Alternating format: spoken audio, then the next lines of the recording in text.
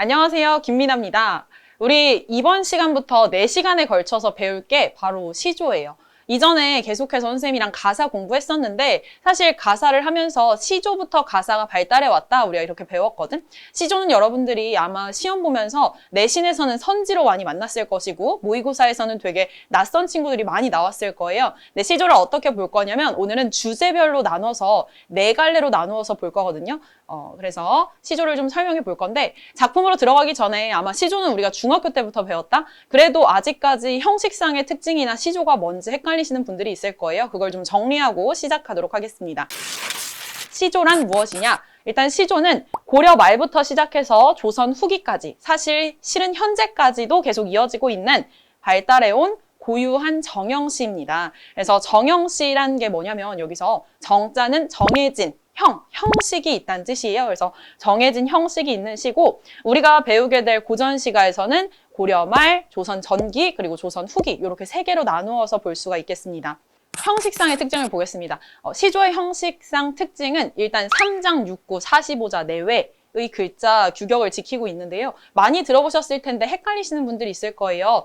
초장, 중장, 종장 3개의 장으로 이루어져 있는 걸 3장이라고 하고 한 장당 2개의 구씩 총 6구로 나뉘어져 있는 것입니다. 그 다음 마지막 45자 내외는 한 줄에 15자씩 총 곱하기 3 해서 45자 내외라는 건 조금 많을 수도 있고 조금 적을 수도 있다는 뜻이에요. 그 다음 종장의 첫 음보는 3글자다라고 나왔는데 종장의 첫 음보는 나중에 발달해서 사설시조까지 갔을 때도 3글자가 계속해서 지켜졌습니다. 처음에는 감탄사로 시작됐는데 나중에 3글자 확인할 수 있어요. 여러분 이건 꼭 작품을 볼 때마다 확인하시면 3글자가 지켜지고 있을 겁니다. 그 다음 선생님이 첫 음보라고 이야기했는데 아마 음보율, 음수율 들어보셨을 거예요.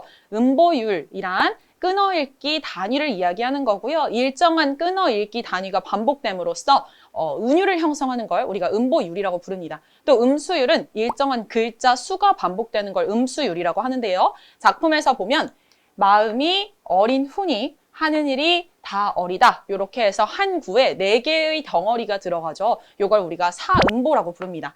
그래서 사음보가 계속해서 반복되기 때문에 사음보 율격을 지키고 있다. 이걸 음보율이라고 하고요. 그 다음 글자 수를 보시면 마음이 3글자, 어린 훈이 4글자, 하는 일이 4글자, 다 어리다 4글자 이렇게 글자 수가 일정하게 반복되고 있죠. 보통 시조는 3, 4조 또는 4, 4조의 형식을 취한다고 하는데요. 이 형식이 계속해서 지켜지고 있기 때문에 이거 역시 운율을 형성하는 요소입니다. 시대별로 우리가 이 시조의 흐름을 간단하게만 보자면 3단계로 나누어서 공부할 수 있어요. 고려 후기, 그다음 조선 전기, 조선 후기 이렇게 3개로 나눌 수 있는데 고려 후기에는 조선이 개국될 시점, 그다음 고려가 멸망해 갈 시점이기 때문에 나라의 충신들이 우리 나라가 망하면 안 돼요 라고 이야기하는 그런 관념적이고 유교적인 작품들이 많았습니다. 그래서 양반들이 대부분 글을 썼고요. 유교적인 충의 사상이 대부분 주제를 이루고 있습니다. 그 다음 조선 전기로 넘어오면 여전히 양반들이 글을 많이 썼기 때문에 양반들의 글이 많았어요. 조선 전기 역시 양반들의 글이었기 때문에 관념적이고 유교적인 주제가 많았고요. 그 다음 기녀시조가 등장하기 시작했습니다. 기녀시조는 양반 시조와는 조금 다르게 숨김없이 자신의 어떤 애정이나 이별에 대한 감정들을 표출한 것들이 많았고요. 하나 더 이야기하자면 양반 시조 중에서 양반들이 쓴 시조 중에서 연시조가 등장하기 시작했습니다. 이따 우리 지조와 절개 2번째 타임에 지조와 절개 배울 때 나올 건데요. 연시조란 평시조가 여러 번 연달아서 나오는 걸 연시조라고 합니다. 제1수, 제2수 이렇게 해서 총 여러 가지의 수를 담은 평시조가 여러 개 연달아 있는 걸 연시조라고 부르죠. 그 다음 조선 후기로 가면 여러분들도 잘 아실 거예요. 사설시조가 등장하기 시작하죠. 평시조에 비해서 한 장 또는 2장이 매우 길어진 형태를 취하고 있는데요. 조선 후기로 가면서는 평민층으로 작가층이 확대되면서 일상적인 소재나 주제들이 많이 나오기 시작했어요. 그래서 사설시조에서의 주제는 일상적인 거나 자신이 힘들었던 일, 이별했던 일, 사랑했던 일, 혹은 양반들의 어떤 횡포나 비판에 대한 그런 풍자와 비판이 드러나는 시조들도 많이 등장을 했습니다. 그럼 우리 시조가 뭔지 배워봤으니까 지금부터 사랑과 이별에 관련된 시조부터 시작해 보도록 할게요. 마음이 어린 훈이 하는 서경덕 작가의 시조입니다.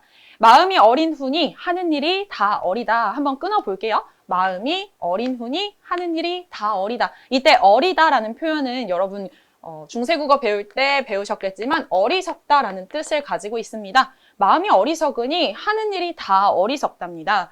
만중운산의 어느 님 오리마는, 만중운산이라는 건 구름이 겹겹이 쌓여 있어서 이렇게 흐린 이 깊은 산 속에 어느 님이 찾아오겠냐마는, 그러니까 아무도 오지 않을 것 같지만요.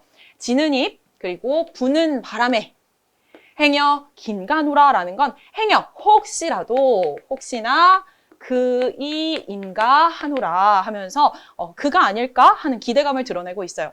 여기 보시면 마음이 어리다라는 건 이제 숨겨진 배경은 뭐냐면요. 자기가 어떤 사랑하는 사람을 그리워하고 있는데 그 그리움이 너무 커서 판단력이 흐려진 거지. 너무 그리워하다 보니 내가 하는 일들이 다 어리석은 행동이래요. 그 행동들이 어떤 것들인지 밑에 구체적으로 나와 있는 거야. 지는 입소리, 이파리가 이렇게 바스락거리는 거, 그 다음 부는 바람에 휘잉 바람 부는 소리에 그 사람이 혹시 왔나? 하는 어떤 간절한 소망과 기대감을 가지고 있는 그런 주제를 가진 시입니다. 개랑이라는 기녀의 시조입니다. 이화우 흩뿌릴째 울며 잡고 이별한 임. 이화우라고 하면 여러분 이화가 뭔지 알고 계신가요? 백꽃이에요. 백꽃. 한자로 이화라고 부릅니다. 백꽃이 우자는 비우자야. 그래서 비처럼 막 쏟아지고 있는 때를 이야기하는 거예요. 계절감이 언제지? 봄이라는 걸 알 수 있죠. 봄에 이화우가 흩뿌릴 재라고 하면 우리 때라고 해석합니다. 울며 잡고 이별한 힘. 봄에 이별 상황이 있었나 봐요. 그 이미 추풍 낙엽에 저도 날 생각하는가 이러네요. 추풍 낙엽이라고 하면 가을바람에 떨어지는 낙엽을 이야기하고 있어요. 그러니까 계절감은 가을이지. 자, 어떻게 생각해 볼 수 있을까? 막 봄에 사랑하는 사람이 있었어. 우리가 이별을 했어. 그리고 시간이 막 지나서 언제가 된 거야? 가을이 된 거야. 근데 또 아직 임을 잊지 못했어요. 그래서 그가 생각납니다. 저도 날 생각하는가. 여기에서 저는 임을 얘기하고 있다는 거 아시죠, 여러분? 이런 거예요. 나는 아직 걔를 생각하는데 임이 아직도 나를 그리워하고 있는가? 하면서 궁금해하고 있죠, 임에 대해서. 천리의 외로운 꿈만 오락가락 한홈에 이러네요. 천리의 외로운 꿈만 오락가락. 이때 천리라는 건 우리가 거리감 이렇게 보거든요. 그래서 심리적인 거리감입니다. 임과 보고 싶은데요. 임이랑 너무 멀리 떨어져 있어서 임을 그리워하면서 외로운 꿈이라고 하는 화자의 정서가 드러나 있네요. 외로운 꿈만 오락가락 합니다. 그래서 시간의 흐름 나타나 있고 임과 이별한 화자의 상황 그리고 임을 그리워하고 있다라는 주제를 담고 있습니다. 자, 고1 내신 교과서에도 등장하는 황진이의 시조죠. 동짓달 기나긴 밤을 한허리를 버여내요. 자, 동짓달이라고 하면 여러분 동지가 언제예요? 여러분 학생들 싫어하는 사람 많지? 팥죽 먹는 날이잖아. 밤이 가장 긴 날. 그래서 이 어두운 밤이 가장 긴 그날의 기나긴 밤을 한 허리를 베어내겠대요. 근데 이 밤은 어떤 날이냐면요. 왜 유독 길게 느껴지냐면 이미 부재하는 시간이에요. 그래서 더 길고 외롭게 느껴집니다. 동짓달의 기나긴 밤을요. 한 허리를 베어내겠대요. 그렇게 해서 춘풍 니불 아래에 서리서리 넣었다가 춘풍이라고 하면 봄바람이죠. 그래서 봄바람처럼 따뜻하고 포근한 이불을 얘기한 거예요. 포근한 이불 아래 그것을 서리서리 넣었다가요. 어로님 오신 날 밤이어든 구비구비 펴리라. 어로님이라고 하면 정든임입니다. 정든임. 쉽게 생각하면 사랑하는 임이겠죠. 내가 지금 기다리고 있는 그 임이 오신 날 밤에 어떻게 하겠대? 그것을 구비구비 펴겠대요. 발견할 수 있는 특징 몇 개만 볼게요. 먼저 가장 중요한 거. 기나긴 밤을요. 베어내가지고 이불 속에 넣었다 꺼낼 수 있을까? 절대 못하지. 우리 이런 걸 뭐라고 하기로 했지? 시간적인 개념을 마치 눈에 보이듯이 표현해 놓은 거. 추상적인 관념의 구체적 형상화.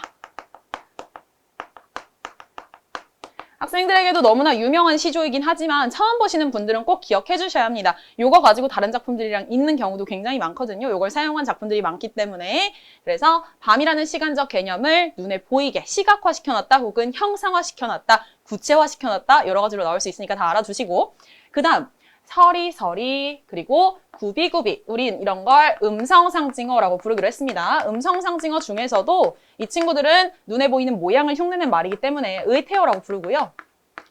우리말의 아름다운 표현들 중에 아주 대표주자들이지, 음성상징어는. 그래서 이건 기녀시조의 특징이기도 해요. 양반시조가 양반들이 썼던 한자어들이 굉장히 많이 들어가 있었다면 오히려 기녀들이 썼던 황진이나 아까 봤던 개랑 이런 사람들이 썼던 시조에는 우리말의 어떤 아름다움, 순우리말들의 그런 되게 익살스러운 표현들을 많이 발견할 수 있습니다. 이 작품도 마찬가지예요. 그래서 설이 나왔다가 굽이굽이 펴겠다 하면서 임에 대한 그리움과 임이 왔을 때 함께 오랜 시간을 보내고 싶어요 하는 소망을 담아낸 작품입니다. 다음, 똑같이 황진이의 작품이 나왔네. 청사는 내 뜻이요, 녹수는 님의 정이, 이러는데 우리가 사음보가 지켜지고 있고 가사에서도 정말 많이 등장했지만 이 친구 역시 지금 앞에 두 음보와 뒤에 두 음보가 서로 대구를 이루고 있죠. 형식상의 특징 먼저 보고 갈게요. 청산은 내 뜻이래요. 청산이라고 하면 푸르른 산을 이야기하는 거지, 이거는 화자를 상징하고 있대. 이것은 내 뜻과 같대요. 변함없이 푸른 거. 녹수는 임의 정이, 임의 정과 같다, 임의 마음과 같다, 이렇게 얘기하는데 녹수의 특징은 뭔지 아직 확실하게 나오지 않았습니다. 근데 물의 속성은 흐른다는 속성을 가지고 있죠. 푸른 물은 임과 같대요. 녹수 흘러간들 청산이야 변할 쏜가. 그러니까 이 녹수라는 놈은 흐르는 속성이 있대요. 그래서 이걸 우리가 뭐라고 하냐면 가변성을 가져. 임은 변하는 거야. 그런데 청산, 나를 대표하고 있는, 내가 대표하고 있는 이 청산은 변하겠느냐라고 하면서 서리법을 쓰고 있지. 서리를 통해서 뭐라고 얘기하는 거예요? 난 절대 변하지 않아. 불변성. 사랑하는 마음을 드러내고 있죠. 그래서 여기서는 이 두 친구의 대조가 일어나고 있습니다. 녹수도 청산을 못 잊어 울어예요 가는 곳. 녹수도 청산을 잊지 못해서요 울면서 흘러내려가는구나 라고 이야기하는 거거든. 근데 여기서 이제 녹수와 청산을요 상징적인 의미로 화자와 그 다음에 사랑하는 임, 그리워하는 임 이렇게 보면 뭐 상관이 없지만 그냥 녹수와 청산으로 본다면 이 친구들은 자연물인데 이 자연물이 울면서 가고 있다라고 표현을 했기 때문에 의인화가 쓰이고 있는 겁니다. 또 인격화, 자연물의 인격화라고 선지에 등장하기도 하죠. 그리고 지금 하고 있는 거에서 굉장히 많이 시조에서 등장을 하는데요. 자연물을 통해서 화자의 정서를 드러낸다. 혹은 자연물에 의탁해 화자의 정서를 드러내고 있다. 이런 표현들을 꼭 나오니까 꼭 기억을 해두세요. 자, 또 황진이야. 황진이가 이래서 대단한 기녀인 겁니다. 얼마나 문인으로서 대단히 글을 잘 썼으면 이렇게 많이 나와 있겠어. 어저 내일이야 그릴 줄을 모르던가 이렇게 얘기하네요. 이때 어저는 우리 그냥 해석할 때 이렇게 해석하시면 돼요. 감탄사입니다. 감탄사. 뭐 영탄법 나올 수 있겠네. 내 일이야. 내가 한 일이에요. 내가 저지른 일인데 그리워할 줄을 모르던가 라는 건 그리워할 줄을 몰랐단 말인가 이런 겁니다. 여기서 그리움입니다. 그리다라는 건. 그러니까 내가 저지른 일인데 뭐 아마 사랑을 내쳤겠죠. 근데 그리워할 줄을 몰랐단 말인가 하면서 약간 후회하는 마음을 내비치고 있죠. 이시라 하더면 가랴마는 제 구태여. 이시랴 하더면이라는 건 여기 있어, 가지 마, 여기 있어 라고 내가 얘기를 했으면 가랴마는, 가겠냐마는, 그러니까 가지 않았을 텐데 제 구태여. 보내고 그리는 정은 나도 몰라 하노라. 구태여 그것을 제가 하고 보내놓고 그리워하는 정, 이건 누구의 마음이야? 화자의 심정이죠. 화자의 심정 어떤 마음이래요? 그리움이래요. 그리움은 나도 몰라 하노라. 나도 내가 왜 이러는지 진짜 모르겠는데 나 왜 이러지? 하고 있는 거예요. 그래서 이 작품 우리가 뭐라고 얘기하냐면 자신의 어떤 자존심과 가라고 한다는 이유가 있을 거 아니에요. 붙잡고 싶었는데 보냈다는 거잖아. 이 자존심과 연정 사이의 어떤 오묘한 심리적 갈등이 드러나고 있는 작품으로 봅니다. 재밌는 거 하나만 더 발견할 수 있는데 이걸 보자면 이런 거예요. 있으랴 하더면 제 구태여 가랴마는 이렇게 해석할 수 있거든. 그래서 이 제 구태여를 우리가 중의적 의미를 갖는다라고 보기도 합니다. 뭐 아주 가끔 등장할 수도 있으니까 알아두세요. 이런 뜻이에요. 내가 있어 라고 얘기했으면 임께서 이 제를 임으로 보는 거지. 임께서 구태여, 굳이 가겠냐마는 보내고 그리워하는 내 정을 나도 모르겠다. 이렇게 해석할 수도 있고요. 아니면 선생님 처음에 읽었던 것처럼 요 앞에서 끊는 거야. 그래서 있으려고 하더면 가랴마는 가겠냐마는 내가 구태여서 굳이 임을 보내놓고 그리워하는 정을 나도 모르겠다. 이렇게 해석을 하기도 한다는 거 알아두세요. 만약에 그렇게 뒷부분 후자로 해석을 한다면 행간 걸침으로 볼 수가 있겠네. 자, 홍랑의 시조입니다. 홍랑 역시 기녀고요. 맷버들 가래 꺾어 보내노라 임의 손대. 자, 여러분 근데 중간에 선생님 하나만 얘기하자면요. 뭐 가래 걷거 이런 표현에서 그 학생들 중에 특히나 고등학교 1학년 학생들 아니 선생님 이거 어떻게 읽어요? 하시는 분들이 있을 거예요. 여러분 이게 우리가 원래 표음 문자잖아. 그러니까 읽히는 대로 해석을 해보세요. 최대한 비슷한 발음을 찾으시면 여러분 충분히 해석할 수 있거든. 한 번 더 읽을게요. 맷버들 가래 꺾어 보내노라 임에 손대 이러네요. 자, 맷버들이라는 것을 가래 꺾었다라는 건 가려서 골라서 꺾은 거야. 예쁘고 잘생긴 놈들로만 골라서 꺾었습니다. 그렇게 해서 어떻게 하냐면 보내노라 임에게 이렇게 얘기했어. 보내노라 임에게 원래 뭐라고 해야 되지? 임에게 보내노라 이렇게 얘기해야 되죠. 도치법 쓰이고 있고요. 도치를 써서 뭐라고 하는 거야? 임한테 맷버들을 보내겠대요. 그런데 뒷부분까지 보면 이 맷버들은 사실 그리워는 임한테 지금 보내고 있는 거거든요. 그래서 뭐 임은 사랑하는 사람이니까 당연히 맷버들은 화자의 분신으로 볼 수 있어요. 화자의 분신. 이따 좀 더 구체적으로 나오니까 볼게요. 자시는 창 밖에 심거두고 보소서. 주무시는 창 밖에요. 지금 우리가 특수어의 주무시는을 쓰지. 주무시는 창 밖에다가 그것을 심어두고 보세요. 그리고 밤비에 새잎꽃 나거든. 날인가도 여기 소서 이러네요. 밤비에요. 새 잎이 돋아나면요. 그걸 보고 날인가. 이 날이라는 거는 화자가 자기 자신을 칭한 겁니다. 화자인가? 하고 뭐 해주세요? 저를 잊지 말고 생각해 주세요. 하면서 당부하고 잊혀지기를 두려워하고 있는 겁니다. 그래서 그걸 원하고 있는 거야. 아까도 얘기했죠? 날인가도 여기소서. 맷버들을 보고 나인가 여겨주세요 얘기하는 거 보니 화자의 분신 맞고요. 또 하나 더 의미를 찾자면 이런 거야. 화자가 자기가 직접 가지 않지만 맷버들을 가려서 이렇게 골라서 꺾었잖아. 그래서 정성을 들였기 때문에 정성 들여 보냈기 때문에 화자의 어떤 사랑을 전해주는 요 맷버들의 다른 의미 화자의 사랑을 전해주는 사랑의 매개체 이렇게 볼 수도 있겠습니다. 매개체. 자, 임재의 청초 우거진 고래라는 작품인데요. 이 작품 뒤에 담겨있는 내용은 대충 이래. 임재가 평안도 도지사, 지금으로 따지면 도지사로 부임을 해서 그쪽으로 향하고 있었대요. 근데 가는 길에 황진이가 죽은 상태로 이제 무덤이 그 주변에 있었나 봐. 그래서 임재가 황진이의 무덤에 가서 그 무덤에 가서 지은 시조라고 합니다. 한번 볼게요. 그럼 뭐 당연히 애도하고 죽음을 슬퍼하는 주제를 담고 있겠네. 청초 우거진 고래, 자는다 누웠는다 라고 얘기했지. 청초라고 하면 푸른 풀이에요. 푸르른 풀. 이게 뭘 상징하냐면 불변을 상징합니다. 불변하고 죽지 않는 거, 영원함 이런 것들을 뜻합니다. 우거진 고래, 자는다 누웠는다 라고 얘기하는데 여러분 니은 다가 쓰이면 이거 꼭 외우세요. 이거 의문형 어미입니다. 의문형 어미이기 때문에 뭐라고 하는 거냐면 자는가 누웠는가 너 뭐하고 있니? 물어보는 거예요. 자고 있니? 누웠니?